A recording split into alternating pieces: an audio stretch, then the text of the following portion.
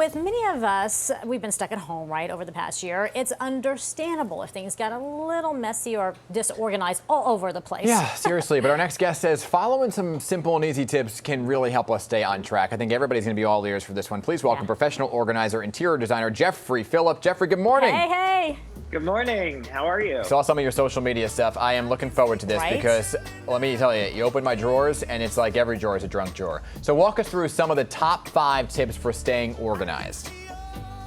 One of the first ones that you want to do is you want to make a plan, because when you say you want to get organized, it can be very overwhelming to think about where do you want to start. So it's really as simple as making an actionable list of the places you want to hit. So it could be your kitchen drawers, it could be the apps on your phone, or maybe even creating a photo book of the memories that you had throughout the year.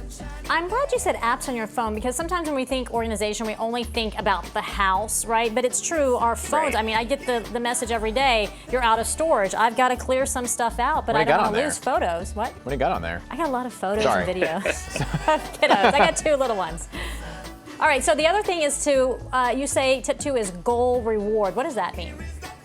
So you want to have a goal in mind, because a lot of people don't like organizing and decluttering as much as I do. So you need a little bit of motivation for yourself.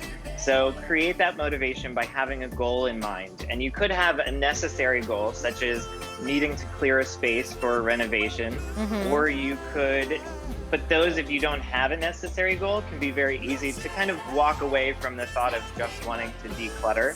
So give yourself a reward. Make it something that's going to be like a cookie? Worthwhile. A little bit more than a cookie.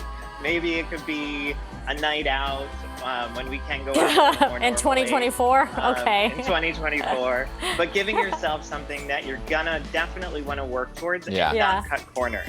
So be mindful is your next tip. Now, what do you mean here? Because are you talking about like be mindful of like throwing things out?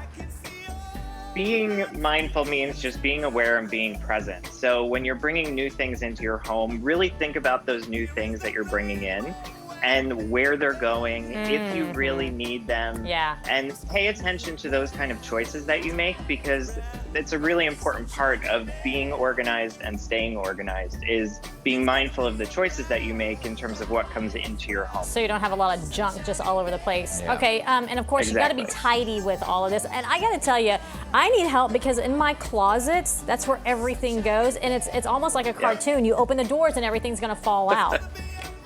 Right, so you want to take time to tidy. So even the best organizational systems fall apart when we have crazy busy weeks, months, and years.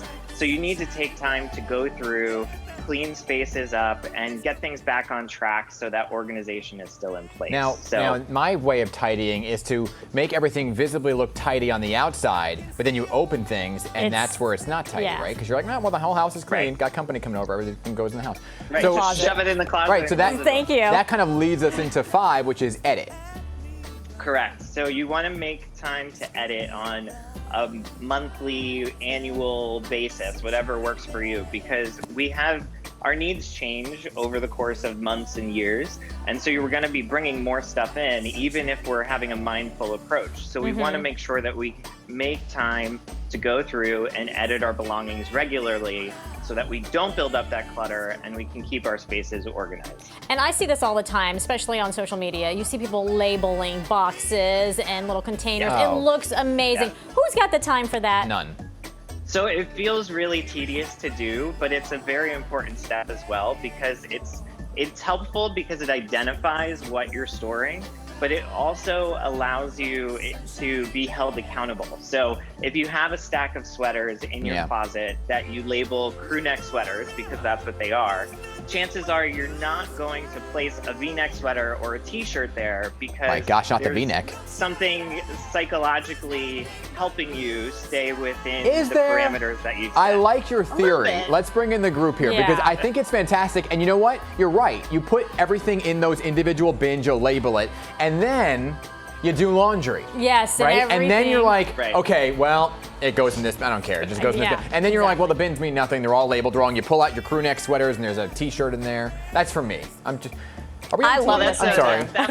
You've Just been having a cat confessional. I was having a confessional. The labels work. The clothes, impossible to keep your clothes organized, I agree. But labels, we have labels in the kitchen. We have a little thing that says like pastas and a little thing that says But condiments. can't you see that it's pasta? No, You need to label it pasta. Maybe it's gluten-free? Yeah, OG definitely has like a gluten-free section. I mean, and she's all that got stuff. mason jars all over. But no, her the cabinets. labels work. They do, and we've had them for a couple months now. And I didn't think I was so skeptical. And we put things where they're supposed to be now, and it's great. So let me ask you one last question: are bins appropriate for everything? Right? You open your bottom love of your bins. sink. You got bins of like cleaning supplies. Is your whole thing to organize like in a bin?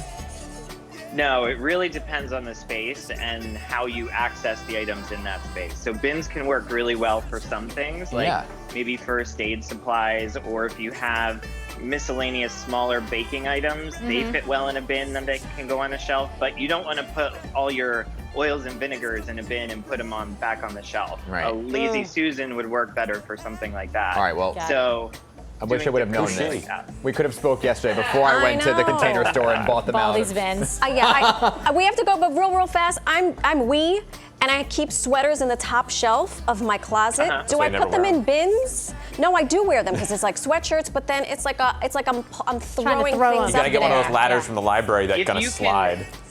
If you'll remember what's in them and you can pull it out more easily, definitely using a bin on a higher shelf to pull down so you can say, oh, I need my black sweaters. Right. And you can get the black sweater that you want out of that bin. Still. Well, just label make it it easy. black sweaters. Interesting. Black sweater. Oh, I know what it solution. is. Right. It's just the act of pulling it out Right. and shoving it back Right. in. And, Yes, that will make it easier for you for sure. So I would definitely grabbers. do Get a that. grabber. I have one Hey, of those thank you so actually. much. Yeah, thank you so much. You're welcome. It's been Thank great. you. Happy New Year to you. Happy New Year to you as well. We'll be right Follow back. them on social media too. It's really good stuff.